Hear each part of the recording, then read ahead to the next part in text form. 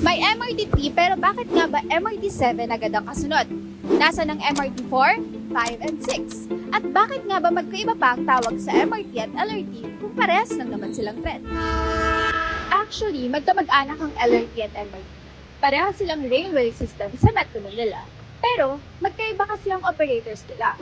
Ang LRT1 at LRT2 ay hawak ng Light Rail Transit Authority o LRTA, habang ang MRT naman ay nasa operasyon ng Public-Private Partnership sa pagitan ng Department of Transportation at ng Metro Rail Transit Corporation. Kaya tinawag silang Light Rail Transit at Metro Rail Transit. Bukod sa magkaibang pangalan, magkakaiba rin ng disenyo, kapasidad at ruta ng mga ito.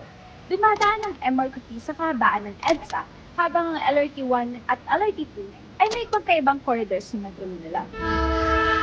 Ngayon, kung may LRT1, LRT2, MRT3, bakit MRT7 agad ang kasunod at magbubukas sa susunod na taon?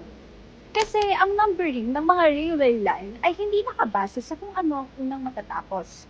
Base ito sa master plan ng railway network ng Metro Manila. Sa katunayan, nasa plano na ang MRT7 mula pa noong 1999. Ang 22-kilometer line nito ay makakonekta sa North Avenue sa Quezon City hanggang sa San Jose del Monte sa Bulacan in 14 stations. Pero halos 25 years itong naantala dahil sa right-of-way, financing at iba pang issues. Kaya hindi nawawala ang MRT4, 5 at 6. Nauna lang talagang umusad ang MRT7. At kapag tuluyan na itong nag-operate sa susunod na taon, inaasahang mas lalawak pa ang ating rail network, mas mapapabilis ang biyahe, at magbibigay ng ginhawa sa daan-daang libong umaasa sa mga bago ng tren.